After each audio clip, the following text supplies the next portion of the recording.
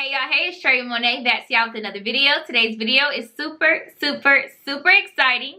In today's video, I am going to be ranting, y'all, about a much needed, discussed topic, and that is inventory flow. I really want all of you guys to stop what you're doing right now. If you are about to click that button to hit that checkout at Fashion Go LA showroom, any of your vendor sites, stop what you're doing and watch this video. Stop buying inventory. And I'm going to be going through and give you guys, the reasons why I say to stop buying inventory, how to go through and how to create a strategy when you are purchasing inventory, you guys.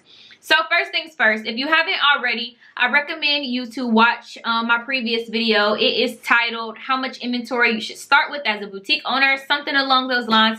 And I talked in that video also about inventory flow.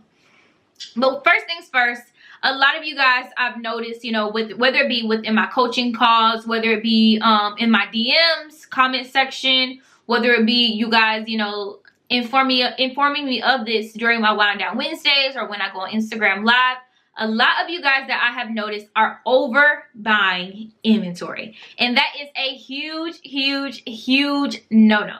You do not want to overbuy inventory. Not only can it be a waste of money, but it can also be a waste of just space, different things like that, you guys. So if you haven't watched that video already, I recommend you to do so. I always recommend starting off with no less than 5 pieces of inventory and no more than 10. And the reason why I kind of go through and I have this gauge is because let's say you want to really start this business, but you don't have the funds in order to do so. You don't even know if this is something that you really want to do. So by you starting off with 5 pieces of inventory, selling that, see how that goes, that gives you kind of that momentum and that free data, as I like to call it, to see if this is something that you even want to do, you guys.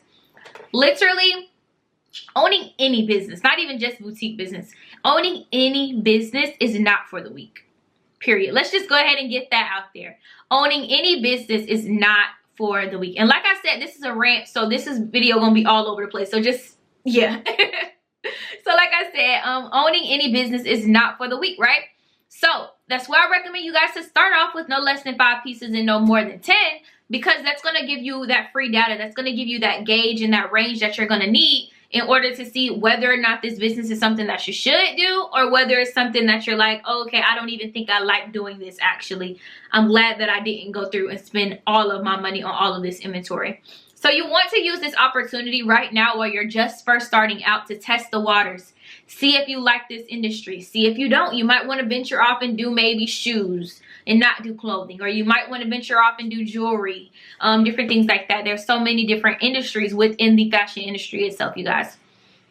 So I always recommend you guys starting off with no less than 5, no more than 10. Test the market. So that way this prevents you from having leftover inventory. And I'll be doing a more updated video than the video I already have, discussing, what to do when you have so much inventory left over.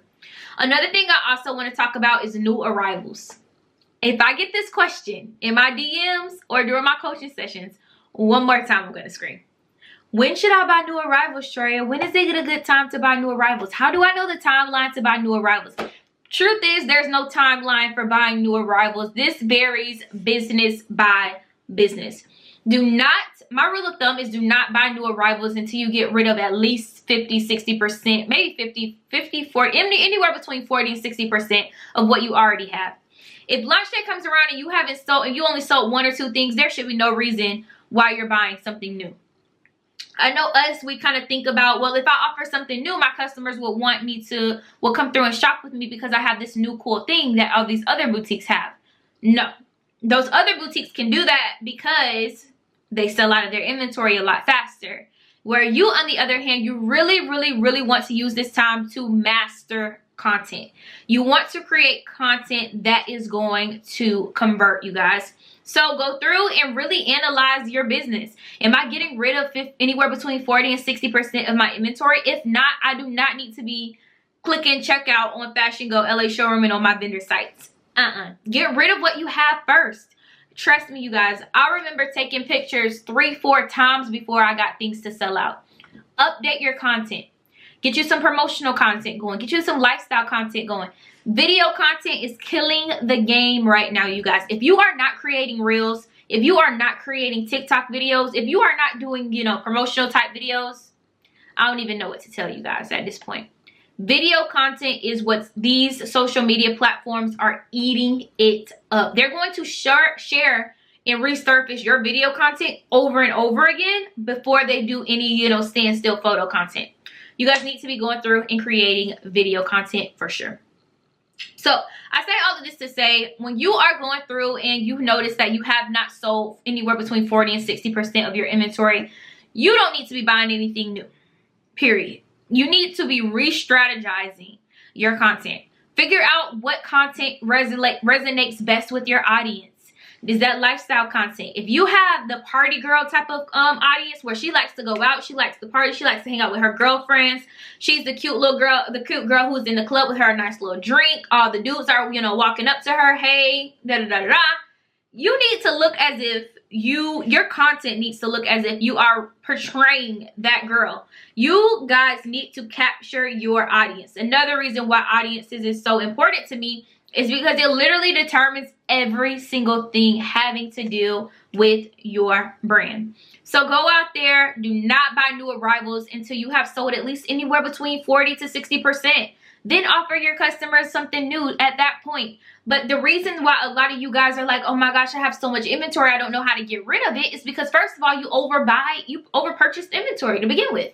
And now it's making it really, really hard for you because you're overwhelmed with the amount of inventory that you have surrounding you. So get really creative, you guys. Look at these other boutiques out here. See what they're not doing. Make your brand stand out. If there are 5 or 6 other boutiques out there selling the same thing as you, you need to get really, really creative. And that happens to us all the time. All the time, all the time, all the time. Especially if we're shopping on Fashion Go, LA Showroom, those different sites like that. We're getting our inventory primarily from the exact same vendors, you guys. So if there's 5 or 6 or 7, 10, 20 of us selling the same thing, how are our customers going to know which business to support? It all comes with making sure our brands are standing out and us making sure we have a clear brand identity. Another thing I want to talk to you guys about as well is to follow the trends. Follow the projected trends that are coming. Figure out which celebrity fits your target audience. If you have a target audience like Jada and Ari and them, then you need to be looking at what they're wearing and try to go on Fashion Go and your vendor sites and try to get something similar. Style it a similar way because you know that your audience is looking at them for fashion advice. So you need to make sure that your clothing looks like theirs. Does it have to be the same quality? Does it have to be designer? But you want to make sure that you are following the projected trends. You are following these different celebrities because, to be honest, celebrities really set the trends, to be completely honest, a lot of the times. So you want to make sure that you are following those trends and you are making those trends a part of your business as well. Next thing is to always, always, always have something in the pipeline, you guys.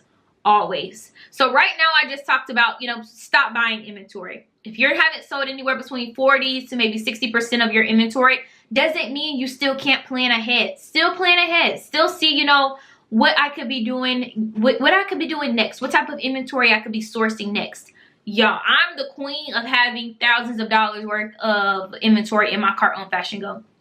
Right now, I'm in the middle of rebranding my business, so I am sourcing inventory, you guys.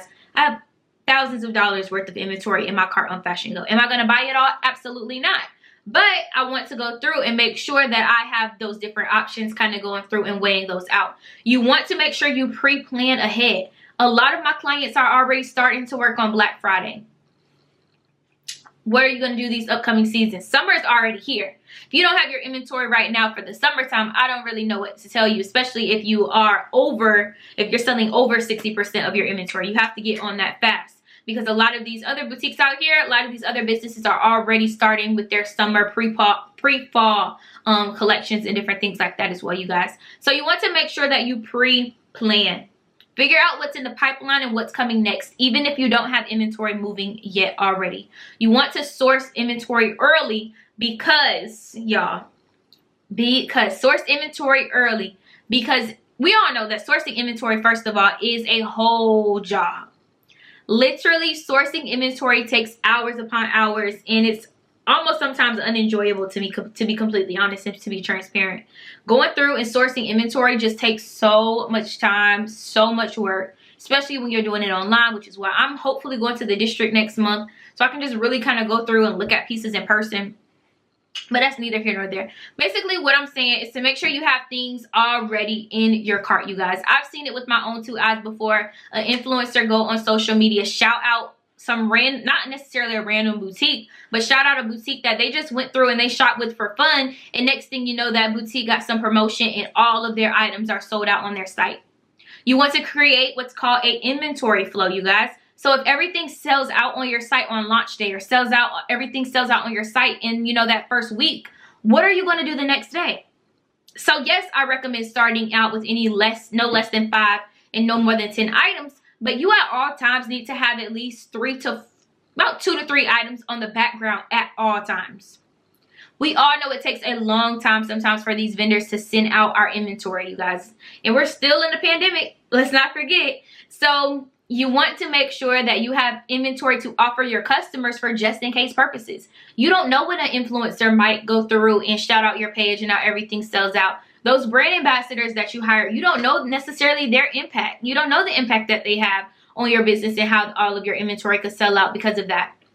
So you need to have something to offer your customers for those just in case purposes. Let's say another boutique goes through and they offer, you know, a nice dress, and that same dress is what you have. And this other boutique hire an influencer to market her dress, but you have the same exact one in your inventory, like backstash or anything like that. As soon as you see that, you need to do what's called newsjacking. Take that opportunity, take that inventory, upload it to your site, so that way all of your customers who also see that celebrity or that influencer modeling, you know, that outfit, they have the opportunity to go ahead and grab it from you as well, you guys.